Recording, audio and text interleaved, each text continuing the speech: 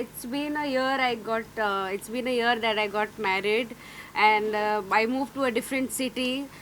நிறைய விஷயம் சேஞ்ச் ஆச்சு. நம்ம வீட்டில் இருக்கும்போது நம்ம நிறைய ருட்டீன்ஸ் ஃபாலோ பண்ணுவோம். அங்கே போயிட்டு நம்ம வீட்டில் எல்லோரும் நம்மளை டேக் கேர் பண்ணுவாங்க. அடுத்தவங்க வீட்டுக்கு போனதுக்கு நம்ம தான் எல்லாரையும் டேக் கேர் பண்ணணும். நிறைய ரெஸ்பான்சிபிலிட்டிஸ் வந்துடும். அப்புறம் நம்ம டேக் கேரை மறந்துடுவோம் கம்ப்ளீட்லி. ஸோ நார்மல் எவ்ரி உமனோட லைஃப் மாதிரி தான் என் லைஃபும். கொஞ்சம் வெயிட் போட்டேன், கொஞ்சம் ஹெல்த் இஷ்யூஸும் இருந்துச்சு. So I am coming back to shape. I am trying my best to come back to shape. படத்துல வந்து ஒரு பாட்டு வச்சாவே நிறைய பேர் வந்து எழுந்து போயிடுறாங்க. சரிங்களா, டம் அடிக்க எழுந்து போயிடுறாங்க. 15 பாட்டு தாங்குமா? கண்டிப்பா. ஏன்னா ஒரு பாட்டும் அவ்வளோ சூப்பரா இருக்கு. Each and every song has its plus. எல்லாம் நம்ம பாக்குறோம். இப்போ வந்து இல்ல அது இல்ல ஆக்சுவலா பாடல் மூலமா தான் கதையே வந்து நீங்க சொல்லுங்க சார். அதாவது படம் சார், படத்துல வந்து இப்ப தெருக்கூத்து வந்து கூத்துங்கிற நாட்டுப்புற கலைகள் வந்து தெருக்கூத்து வந்து இடத்துக்கு இடம் மாறுபடும். ஒரு விஷயம் என்னன்னு கேட்டா மியூசிக்கும் சரி அந்த கூத்தும் சரி. இப்போ நம்ம ஒரு சைடு பார்த்தோன்னா அந்த கட்டைக்கூத்து அந்த மாதிரி புராணங்கள் சம்மந்தப்பட்டு அதை பேஸ் பண்ணி கோயில் சம்மந்தப்பட்டது, அதாவது அந்த சாமி அந்த கூத்து அதுவும் கொஞ்சம் ரிலேட்டிவாக இருக்கும். இப்போ நம்ம பண்ணியிருக்கிறது வந்து என்டர்டைன்மெண்ட், அது பொழுதுபோக்குக்காக சாமி சம்மந்தப்படாமல் ஒரு கூத்து நடக்கும். எல்லா இடத்துலையும் பார்த்தீங்கன்னா ஸ்ரீன்னு இப்போ நம்ம ஒரு கரகம் சோடிக்க போயிட்டு இருப்பாங்க, சாமி தூக்கிட்டு தெருக்கு போயிட்டு இருப்பாங்க. ஆனால் கூத்து அங்கங்கே நடந்துருக்கும். அந்த கூத்துக்கும் சாமியோட கதைக்கும் ரிலேட்டிவ் இருக்காது. அப்போ அந்த இது வந்து ஃபுல்லாக என்டர்டெயின்மெண்ட்டாக இருக்கும். என்டர்டெயின்மெண்ட்டாக இருக்கிறதுனால வந்து நம்ம எவ்வளோ பாட்டாக வேணாலும் வச்சாலும் அவங்க கண்டிப்பாக பார்ப்பாங்கன்ற நம்பிக்கை. அதில் பார்த்தீங்கன்னா சில காமெடியெல்லாம் பண்ணியிருக்கிறதுனால அது கண்டிப்பாக வந்து, ஏன்னா இது வந்து கூத்துங்கிறது வந்து ஒரே த்ரோட்டாக நம்ம படத்தில் வர்றது மாதிரி கண்டினியூவாக வந்து பாட்டு இருக்காது. அப்படி ஒரு சாங் போகும், அப்புறம் ஒரு டைலாக்ஸ் இருக்கும், அப்புறம் அவங்களுக்கு காமெடி பண்ணுவாங்க, அப்புறம் ஒரு டைலாக் இருக்கும். இப்படி போறதுனால அது ஃபுல் என்டர்டெயின்மெண்ட்டாக இருக்கும். அதனால கண்டிப்பா பார்ப்பாங்க. அதை படிச்சு பார்த்தா. ஆமா சார். அதுல வந்து நிறைய பேர் பாத்தீங்கன்னா 18+ தான் நிப்பாங்க. Yes sir, 18+.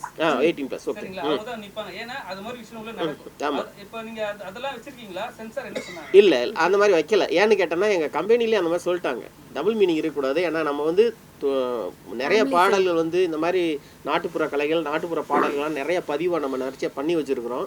திரும்ப நீங்கள் இந்த இது பண்ண போகும்போது அந்த மாதிரி தொடர்ந்து பண்ணிடாதீங்க. அதில் வேறு ஏதாவது உங்களுக்கு இன்ட்ரெஸ்டிங்காக ஏதாவது பண்ணணும் அப்படின்னு நினச்சா பண்ணுங்கள். ஒரு காமெடி உள்ளே வைங்க, காமெடியாக செய்யுங்க. ஒரு கோமாளிங்கிற ஒரு கேரக்டர் உள்ளே இருக்குது.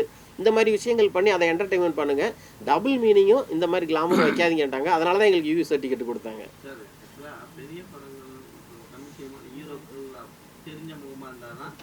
திரையரங்குகள் கொடுக்குறாங்க. ஆமாம், நீங்கள் எடுத்துருக்கிறது ரொம்ப நாள் கழிச்சு இப்போ யூஎஸ்ஏ டிக்கெட் எல்லாம் வந்துருக்கு. ஆமாம், உங்களுக்கு தேட்டர் கொடுப்பாங்களா கொடுக்க மாட்டாங்களா? நீங்கள் ரிலீஸ் பண்ணால் எத்தனை நாள் ஓடும்?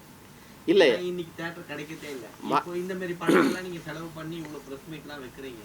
வைக்கும்போது என்னன்னா எங்களுக்கு சில நேரங்களில் மனசு கஷ்டமாக இருக்குது. என்னடா இது இவ்வளோ செலவு பண்ணி ஒரு ஹீரோ மனசில் நினச்சிப்பாரு, ஹீரோயின் நினச்சிருப்பாங்க நம்ம படம் வெளியில் தெரியுதுங்க. ஆனால் தேட்டருக்கே வரதே இல்லையே. ஆனால் பெரிய பெரிய ஆட்களை கூப்பிட்டு உட்கார வைக்கிறீங்க. அவங்களாம் என்ன முயற்சி எடுத்தாங்கன்னு நீங்கள் அதை கேட்டிருக்கீங்களா? இல்லை, நம்ம முயற்சியெல்லாம் அவங்கவுங்க ஒவ்வொரு சைடில் ஏதாவது பண்ணிட்டு தான் இருப்பாங்க. அப்படியெல்லாம் வந்து ஒரு விஷயம் வந்து இப்போ ஒரு தாலாட்டுன்னு வச்சுங்களேன், தாலாட்டு கேட்காம உலகத்தில் யாருமே இருக்க மாட்டாங்க. அதே மாதிரி தான் அந்த நாட்டுப்புற கலைகள் வந்து எல்லாரோட மனசுலையும் இருக்கும். அது அவங்களுக்கு பர்சனலாக அவங்களுக்கு சில விஷயங்கள் வரப்போகும்போது அவங்க சப்போர்ட் பண்ணுவாங்க. உங்களுக்கு வரதுக்கான வாய்ப்பு இருக்கா சார்? தேட்டரில் படம் வரும். இல்லை, தேட்டரில் கண்டிப்பாக தியேட்டரில் வந்து தெரியும் இந்த மாதிரி படங்கள்லாம் எங்கே இருக்குன்னு தெரியும், எந்த நிலைமையில நிற்கும். இல்லை, கண்டிப்பாக தியேட்டருக்கு வரும் சார். அதில் எந்த மாற்றம் கிடையாது. இன்னொரு விஷயம் என்னன்னு கேட்டிங்கன்னா, இது மக்கள் பெரிய ஆதரவு தருவாங்கிற நம்பிக்கையில் நாங்கள் எடுத்திருக்கோம். அதை வந்து கண்டிப்பாக அது ரெகக்னேஷன் பண்ணிட்டாங்கனாக்கும் அது வந்து எங்களுக்கும் அந்த நம்ம நாட்டுப்புற கலைகளுக்கும் உள்ள ஒரு அங்கீகாரமாக நாங்கள் அதை ஏற்றுக்குவோம். ஆனால் எங்களோட திருப்திக்கு அந்த கம்பெனிலேயே அப்படி தான் பண்ணுவாங்க. படங்கள் நீங்கள் அவங்களோட கம்பெனி பாடல்கள்லாம் பார்த்தீங்கன்னா நிறைய படங்கள்லாம் அந்த பாடல்கள்லாம் யூஸ் பண்ணியிருப்பாங்க. இப்போ கண்டா வர சொல்லுங்கள் அந்த சாங்லாம் பார்த்தீங்கன்னா அவங்களோட பாடல்களில் யூஸ் பண்ணியிருப்பாங்க. அதுக்கு முன்னால் பருத்திவரில் நிறையா பாட்டை யூஸ் பண்ணியிருப்பாங்க. அந்த மாதிரி விஷயங்கள்லாம் நிறையா இருக்கிறதுனால அவங்க கான்ஃபிடென்ட்டாக வந்து சரி பண்ணு, இந்த பாடல்கள்லாம் ரீச் ஆகும் அப்படின்னு அவங்க சொல்லியிருக்காங்க. அதனால தான் இப்போ இருக்கிற ஜென்ரேஷனில் இப்போ வந்து திருப்பதி ஒரு பேட்டி கொடுத்துருக்காரு. என்னன்னா படம் பார்த்துட்டு யாரும் ரிவ்யூ கொடுக்காதீங்க, எந்த கேமராமேனும் உள்ள அலோவ் பண்ணாதீங்கன்னு சொல்லியிருக்காரு. இப்போ இது மாதிரி சின்ன சின்ன படங்கள்ல தான் வந்து யூடியூப் தான் நிறைய கொண்டாடி, எங்க ரப்பர் பந்தும் சரி சின்ன சின்ன படங்கள்லாம் வந்து அவங்க தான் கொண்டாடி எடுத்துன்னு வச்சாங்க, பெரிய லெவலில் ஹிட் ஆகுனாங்க. ஒரு படம் ஏதோ ஒரு படம் வந்து தவறான முறையிலாம் பப்ளிசிட்டி பண்ணல, அவங்க காசை கொடுத்து வாங்கி படம் பார்த்து படம் நல்லா எடுத்து போறாங்க. அதுவே வந்து பார்க்கக்கூடாது பண்ணக்கூடாதுன்னு சொல்லிட்டு திருப்பதி சுப்ரமணியம் இப்போ சொல்லியிருக்காரு. உங்க படம்லாம் வந்து ஆடியன்ஸ் வந்து பேசினாதான் வெளியே தெரியும்.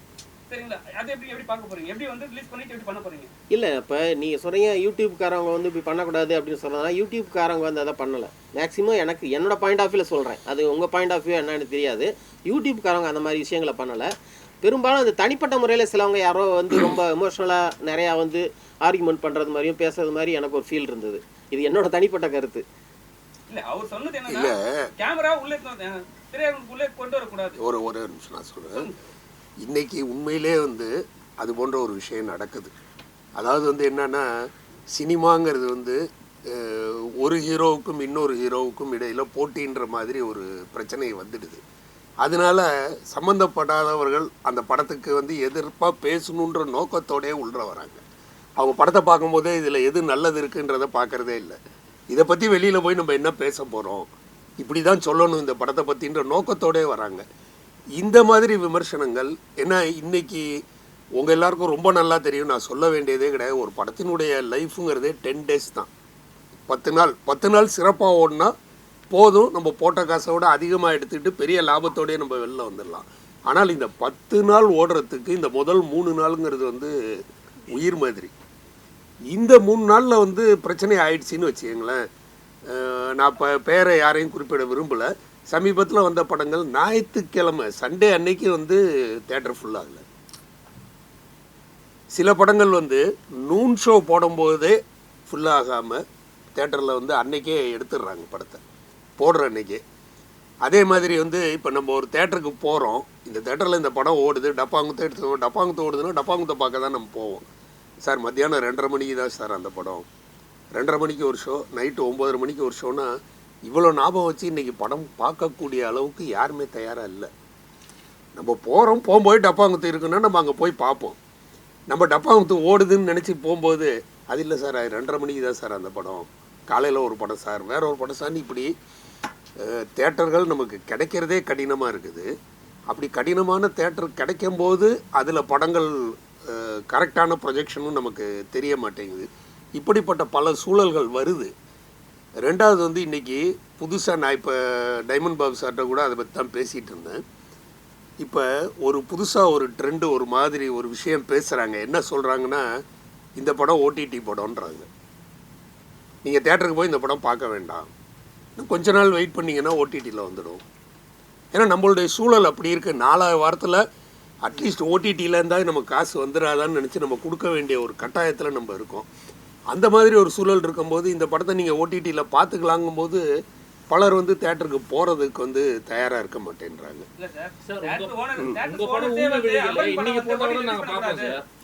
இல்லை நான் எல்லா படத்துக்குமே வருது சார். இப்போ லப்பர் பந்து வந்து ஓடலையா?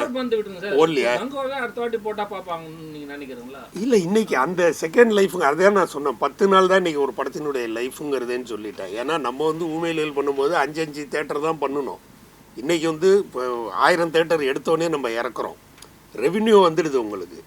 நான் எல்லாருமே நான் சொல்ல வந்து தேட்டர் ஓனர்ஸே வந்து கமலஹாசனுக்கு வந்து ஒரு அறிக்கை விட்டுருக்காங்க. என்னன்னா இந்த அமரன் படத்தை வந்து சீக்கிரம் ஓடிடில கொடுத்துறாதீங்க, நாங்க எங்க தியேட்டர்ல வந்து ஆடியன்ஸ் நிறைய பேர் வராங்க, சோ அதனால வந்து நல்ல படங்களை வந்து தியேட்டர் ஓனர்ஸ் வரவேற்கிறாங்க. கொஞ்சம் படம் கொஞ்சம் ஆடியன்ஸ் கம்மியாயிட்டுனா உடனே தூக்கிடுறாங்க. அது வந்து எங்களோட தப்பு கிடையாது, உங்களோட தப்பு இல்ல யாருடைய தவறுமே கிடையாது. இங்க இதைத்தான் நான் சொல்ல வரேன். அதாவது வந்து விமர்சனங்கள், இன்னும் சொல்ல போனா நான்லாம் பத்திரிகைக்காரர்களால் வளர்ந்தவன். நான் அது பெருமையாகவே சொல்லுவேன். பாபு சாருக்கே தெரியும், எங்கள் படத்தில் கிளைமேக்ஸில் பத்திரிகைக்காரர்களுக்குன்னு ஒரு விஷயம் பண்ணியிருந்தோம். அது பாராட்டப்பட்டு இன்னைக்கு வரைக்கும் எனக்கு நல்ல ஞாபகம் இருக்குது. படம் பார்த்துட்டு அன்னைக்கு ஈவினிங்கே ராம்ஜி தான் ஃபஸ்ட்டே எழுதினார். ராம்ஜி சார் எழுதும்போது என்ன எழுதினார்னா, இப்படி ஒரு படத்தை நாங்கள் பார்த்ததே இல்லைன்ற மாதிரி ஆரம்பித்தார். அப்படி வந்து அற்புதமான ஒரு ரிசல்ட் கொடுத்தனால பத்திரிகைக்காரங்களாலே வளர்ந்தவன். பலர் என்னை இங்கே பார்க்குறவங்க எல்லாருக்குமே தெரியுமே, கேட்டாலே தெரியும்.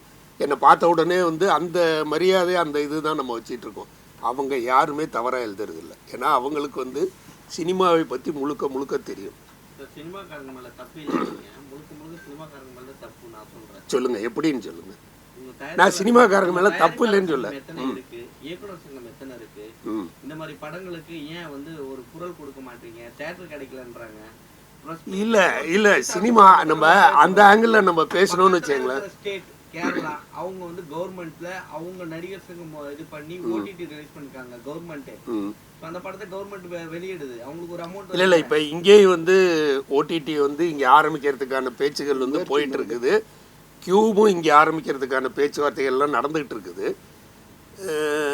எங்கேயுமே உங்களுக்கு தெரியல, ஒரு சங்கம்னு இருந்தால் அங்கே வந்து பிரச்சனைகளும் கூடவே வந்து ஒட்டிகிட்டு இருக்குது. நீ பெருசா நான் பெருசான்ற மாதிரி பல விஷயங்கள் இருக்கிறதுனால பட் அதை நோக்கி எல்லா முயற்சிகளும் நடந்துகிட்டு இருக்குது. நீங்கள் கேட்ட கேள்விக்கு உண்மையான பதில் என்ன சொல்லணும்னா, சினிமா வந்து அரசியல் மாதிரி. இதில் யார் வேணாலும் வரலாம், யார் வேணாலும் வரலாம். ஒருத்தர் வந்து பணம் போட்டு பணத்தை எடுத்துகிட்டு முன்னெல்லாம் படம் பண்ணணுன்னு வருவாங்க. இன்றைக்கி நான் படம் பண்ணிவிட்டு நானே டைரக்டர், நானே நடிகர், நானே எழுத்தாளர், என்கிட்ட ஒரு கதை இருக்குன்னு தான் வர்றாங்க. அதை நம்ம தவறுன்னு சொல்ல, அதை நம்ம தடுக்கவும் முடியாது. இதில் அப்படி வரும்போது என்னென்னா நம்மளுடைய இன்புட்டுக்கு மேலே வந்து நிறையா வந்து வெளியில் கிடைக்கிது. இப்போ தேட்டருக்காரங்க வந்து செலக்ட் பண்ணி போடுற அளவுக்கு அவங்களுக்கு படங்கள் இருக்குது. சார் இப்போ ரஜினி சார் ஒரு கதை கேட்குறாரு அப்படின்னா, ரஜினி சார் ஒரு கதை கேட்குறாருன்னா அர்ஜென்ட்டாக யாரோ ஒருத்தவங்க கதை சொல்லிடுறாங்க, ஓகே சொல்லிடுறாங்க. அது வந்து யூடியூப் மேலே அதான் ரிவ்யூ பண்ணுற மேலே தப்பா, இல்லை இயக்குனர் அர்ஜென்ட்டாக படம் எடுக்கிறவங்க மேலே தப்பா, இல்லை ப்ரொடியூசர் மேலே தப்பா சார்? அர்ஜென்ட்டாக ஒரு படம்னு கிடையாதுங்க. இப்போ ஒரு படம்னா டைரக்டர் மட்டுமே ரெஸ்பான்சிபிலிட்டின்னு எடுத்துக்க முடியாது. நீங்கள் காசு போடுறவர்னு வச்சுக்கோங்க, நீங்கள் வந்து ஒரு விஷயத்த சொல்லுவீங்க, நான் உங்கள் மனசும் கோணக்கூடாதுன்னு பண்ணணும். என்கிட்ட படத்தை பார்க்குறவங்க ஒரு ரிவ்யூ சொல்லுவாங்க, சார் போன படம் இதே மாதிரி தான் சார், இந்த சரியாக போகல சார், இதை கொஞ்சம் கரெக்ட் பண்ணுங்கன்னுவாங்க. ஏன்னால் நான் எனக்காக பண்ணலை, எல்லாருடைய இதுக்கும் ஓரளவு காம்பன்சேட் பண்ணிவிட்டு அதே நேரத்தில் நானும் அதில் தெரியணுங்கிற முயற்சிகளை எடுத்து இவ்வளோ போராட்டங்கள் பண்ணித்தான் வந்து ஒரு படத்தை வெளியில் கொண்டுட்டு வர வேண்டியிருக்கு. ஏன்னா இது வந்து ஒருத்தருடைய தனிப்பட்ட முயற்சின்னு நம்ம சொல்ல முடியாது. இல்லை ஒரு பெரிய ஒரு கதை கேட்டவுடனே ஸ்கிரிப்ட் ரெடி பண்ணாதே போயிட்டு அது யாராலையுமே பண்ண முடியாதுங்க. ஒரு கதையை கேட்டு இது நல்ல கதையா கெட்ட கதையாங்கிறது நம்மளால் வந்து ஜட்ஜ் பண்ணவே முடியாது இன்றைக்கி வரைக்குமே. ஏன்னா பல படங்கள் ஓடாதுன்னு சொன்ன படங்கள் வந்து ஓஹோன்னு ஓடி இருக்கு, ஓடுன்னு சொன்ன படங்கள் வந்து பெரிய எதிர்பார்ப்போட வந்த படங்கள் வந்து போகிறதில்ல. இது எல்லாத்துக்கும் என்னுடைய சின்ன இது என்னன்னா, இது எல்லாத்துக்கும் ரீசன் வந்து உள்ளே வரும்போதே நம்மளுடைய ஜட்ஜ்மெண்ட் வந்து கரெக்டாக வேணும். படம் தயாரிக்கிறவர்களும் படம் இது பண்ணுறவங்களும் பார்த்துட்டு இவரால் பண்ண முடியுமா. இப்போ நான் போகிறேன், நான் போய் வந்து நான் ஒரு பெரிய இயக்குனர் பேரை சொல்லி நான் அவர்கிட்ட உதவியாளராக இருந்திருக்கேங்க, எனக்கு ஒரு வாய்ப்பு கொடுங்க அப்படின்னு சொன்னால் உடனே எனக்கு வாய்ப்பு கொடுக்கக்கூடாது. நாங்கள் உதவியாளராக இருந்தேனான்னு கூட செக் பண்ணுறது கூட கிடையாது இன்றைக்கி. அதே மாதிரி நான் ஒரு நல்ல கதை சொல்லிட்டேன் அப்படின்னு அற்புதமாக கதை சொல்கிறார் சார், கதை சொல்கிறார் சார், ஆனால் இந்த கதையை ஸ்க்ரீன் பிளேயாக பண்ணி அவரால் பண்ண முடியுமான்னு யாரும் பார்க்குறது கிடையாது. எங்கேயுமே அந்த செக்கிங்கிறதே சினிமாவில் இல்லாமல் போனதுனால முழுக்க முழுக்க இண்டிவிஜுவல் ரெஸ்பான்சிபிலிட்டி ஆயிடுச்சு. அப்போ நம்ம போராடித்தான் பண்ண வேண்டியிருக்கு. ரெண்டாவது வந்து ஒரு காலகட்டம் தாண்டிட்டிங்கன்னா இன்றைக்கி யங்ஸ்டர்ஸ் இன்றைக்கி படிச்சுட்டு வராங்க சார். கிட்டத்தட்ட வந்து ஒரு கல்லூரியிலேருந்தும் விஸ்காம்னு படிச்சுட்டு வரவங்க, விஸ்காம்னு படிக்க போகிறவங்க எல்லாருமே வந்து சினிமாவுக்கு வரணுன்ற நோக்கத்தோடு தான் படிக்க போகிறாங்க. பட் அங்கே இருக்கிற கரிக்குலமே நீங்கள் பார்த்தீங்கன்னா சினிமாவுக்கான இது அங்கே இருக்குதான்னு கேட்டிங்கன்னா கிடையாது. விஸ்காமில் கொடுக்குற அந்த இதுவே வந்து நம்ம சினிமாவுக்கு ஏற்றாதான்னு சொல்லிங்கன்னா உங்களுக்கு அதில் கிடையாது. பட் அதில் படிச்சுட்டு வரவங்க ஃபுல்லாக கிட்டத்தட்ட வருடத்திற்கு 6000 பேர் வெளில வராங்களாம். இந்த 6000 பேரில் ஒரு 3000 பேராவது வந்து சினிமாவுக்குன்னு வர்றாங்க.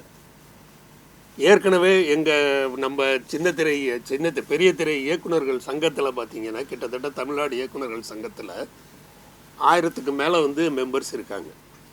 இந்த 1000 பேருக்கும் குடும்பம் இருக்குது, 1000 பேரும் வாழணும், 1000 பேரும் சாப்பிடணுன்னா 1000 பேரும் ஒர்க் பண்ணி ஆகணும். ஒரு 500 பேர் டைரக்டர்னே வச்சுக்கங்களேன், வருஷத்துக்கு வந்து 500 படம் வெளிவரணும். இது எதுவுமே நம்ம கையில் பாசிபிளான விஷயங்களே கிடையாது. தமிழ் சினிமாவில் தமிழ் டைட்டில் வச்சா அது வரி விலக்கு வருது. இப்பயும் அவங்க ஆட்சி தான் பண்ணிட்டு இருக்காங்க. நீங்கள் கேட்குறீங்களா வரி விலக்கு கேட்டுருக்காங்களா? இந்த மாதிரி சின்ன படங்கள் வரி விலக்கு இருந்தால் தான் அவங்களுக்கு போட்டதுக்கு எக்ஸ்ட்ராவும் இல்லை. வரி விலக்கு சில படங்களுக்கு கொடுக்குறாங்க, அதாவது வந்து அவங்களுக்கு ஆதரவாக இருந்தா ஆட்சிக்கு ஆதரவாக கேட்குறேன். இல்லை இப்போ இதே மாதிரி தான் ஊமை விழிகள் வச்சிருக்கிறீங்க நிறைய. எல்லாரும் தமிழ் சினிமா நிறைய சூரியன் அப்படிலாம் வந்தது. ஆனால் இப்போ பார்த்தீங்கன்னா உச்ச நடிகர்லாம் பார்த்தீங்கன்னா லியோ, மாஸ்டர் இப்படி ஆங்கில வார்த்தைகளாகவே வந்துட்டு இருக்காங்க. ஆமாம், இப்போ அது நம்ம படத்து இதை பொறுத்து தான், கதை அப்படிங்கிறத பொறுத்து தான். இப்போ ஆனால் கொடுக்குறாங்க, தமிழில் பெயர் வைத்தால் தமிழுக்கு வந்து இது கொடுக்குறாங்க, சப்சிடி கொடுக்குறாங்க, எல்லாமே பண்ணுறாங்க. இதுக்கான செக் போர்டு எப்படி வைக்கிறதுன்னு தான் நான் உங்களை தான் கேட்குறேன். எப்படி இதுக்கு நம்ம செக் போர்டு வைக்க போகிறோம்? Sir, one question to the heroine. Yeah. Madam, you are basically from Punjab. பஞ்சாபுக்கு ஃப்ளோக் டான்சர் ஃபார்ம்ஸ்லாம் நிறைய இருக்கு. எஸ். அப்படி இருக்கும்போது முழுக்க தமிழ்நாட்டு கலாச்சாரத்தை பிரதிபலிக்கிற அளவுக்கு இங்க வந்து இந்த கலைகளை பற்றிய ஒரு படம் இது. அதில் எப்படி நீங்கள் கனெக்ட் அங்கே எப்படி உங்களால் அது கனெக்ட் ஆக முடிஞ்சுது? சார், பெரிய விஷயம் என்னதுன்னா, நான் பஞ்சாபியாக இருந்தால் கூட என்னோட கிராண்ட் ஃபாதர் எல்லாம் ரொம்ப வருஷம் முன்னாடியே சென்னையில் வந்து செட்டில் ஆகி பிஸ்னஸ் ஸ்டார்ட் பண்ணி, அப்பாவும் சென்னையில் தான் பிறந்தாரு, நானும் சென்னையில் தான் பிறந்தேன். எஸ், சென்னை பொண்ணு தான். ஸோ ஸ்கூல் ஃப்ரெண்ட்ஸ் எல்லாம் சின்ன வயசுலேருந்தே தமிழ் நிறைய தமிழ் பேசுகிறதுக்கு நல்ல ஆப்பர்ச்சுனிட்டி. எல்லா ஃப்ரெண்ட்ஸும் தமிழ் இருக்கிறதுனால அவங்களோட கல்ச்சர், என் வீட்டிலேருந்து tiffin box chapati and gravy வந்துச்சுன்னா அவங்களோட புளி சாதம் அண்ட் எல்லாமே, உங்களோட சாம்பார் சாதம் அவங்களோட டிஃபன் பாக்ஸ்லேருந்து நானும் சாப்பிட்ருக்கேன். ஸோ நிறைய விஷயம் தெரியுதுமா. Actually don't body shame, that is very bad. No, that's wrong. Body shame பண்ணக்கூடாது. ஏன்னா எல்லாரோட பாடியும் டிஃப்ரெண்ட். இதுதான் நீ விமர்சனங்கிறது நடக்கிறது. உங்க ஓடக்கு நீங்க சாப்பிடுறது உங்களுக்கு செட் ஆகும், எனக்கு செட் ஆகாது. ஸோ பாடி ஷேம் பண்ணக்கூடாது. சே சாரி. இல்ல எங்க கல்ச்சர் சாப்பாடு நல்லா இருக்கும்னு சொல்றாங்க. அது நல்லா இருக்கும், ஆனா நீங்க சொன்ன விதம் தப்பு இல்லையா? சலோ, anyways it's okay. So ya, that's the thing sir. So சின்ன வயசுலேருந்து அந்த கல்ச்சர் தெரிஞ்சனால எனக்கு ரொம்ப ஈஸியாக இருந்துச்சு. But it was difficult, but with practice I did it. அது இன்னைக்கு தேட்டர் எங்க தெரியும். ஆனா இதுதாங்க நான் கடைசியா சொல்லிடுறேன். நான் விமர்சனங்களை வரவேற்கிறேன். விமர்சனத்துல தப்பே கிடையாது. விமர்சனம் எப்படி இருக்கும்னா, நான் அடுத்த படம் பண்ணும்போது இதை விட என்னை ஊக்குவிக்கிறபடியா இருக்கணும். நீ இந்த இடத்துல தப்பு பண்ணியிருக்க, இந்த இடத்துல தப்பு பண்ணியிருக்க அப்படின்னு என்னை சுட்டி காட்டுற விமர்சனங்களை நான் வரவேற்கிறேன். தாராளமா நம்ம கேட்டுதான் ஆகணும். விரைவில் இல்லை, அதான் விமர்சனங்கிறது. இது விமர்சனம் கிடையாது, கரெக்டான கேள்வி இது. இல்லை, இதுக்கு நான் பதில் சொல்ல வேண்டிய, இல்லை அதான் பதில் சொல்ல வேண்டிய பொறுப்புல நான் சொல்றேன்னு. ஆமா, எங்க வருது? அற்புதமான மேட்ரு தான். அதாவது நான் தான் முதல்ல அதை பண்ணுனேன். அதாவது ஒரே ஆர்டிஸ்ட்டை வச்சு படம் தமிழில் பண்ணது நான் தான் ஃபஸ்ட்டு பண்ணினேன். அதை வெளிப்படுத்தக்கூடிய சந்தர்ப்பங்கள் நமக்கு கிடைக்கல. அதைத்தான் நான் சொல்கிறேன். இதுக்கு எங்கே, அதாவது எனக்கு வந்து கதையை பண்ண தெரியுது, அதை எடுக்க தெரியுது, அதை எப்படி கொண்டு போய் சேர்க்கறதுங்கிறது எனக்கே தெரியல. இவ்வளவுக்கு எனக்கு 40வது வருஷம் இது சினிமாவில், எனக்கே தெரியல என்ன காரணங்கிறது நமக்கு புரியல. அதனால விமர்சனங்களை வந்து நான் வரவேற்கிறேன். விமர்சனங்களை பண்ணுறவங்களையும் நான் வரவேற்கிறேன், தவறு கிடையாது. பர்சனலான விமர்சனங்கள் எதுவுமே வேண்டாம். அட்லீஸ்ட் அந்த 3 நாள் ஃப்ரீயாக விடுங்க. 3 நாளைக்கு அப்புறம் 4ஆவது நாள்லேருந்து என்ன வேணாலும் செய்யலாம். அது என்னுடைய ரெக்வஸ்ட்டாக நான் சொல்கிறேன். ஏன்னா இந்த 3 நாளில் வந்து போதும், ஒரு படம் ஓடுறதுக்கு அந்த 3 நாள் போதும். அதில் வர்ற வருமானத்தை வச்சுட்டு நம்ம இது பண்ணிடலாம். அதே மாதிரி பர்சனல் விமர்சனங்கள் எங்கேயுமே வேண்டாம். பர்சனல் லைஃபு எல்லாருக்குமே பல பிரச்சனைகள் இருக்கும், பல இது இருக்கும். அதை நம்ம பற்றி கண்டுக்கவே வேண்டாம். நன்றி, ரொம்ப நன்றி. நன்றி சார்.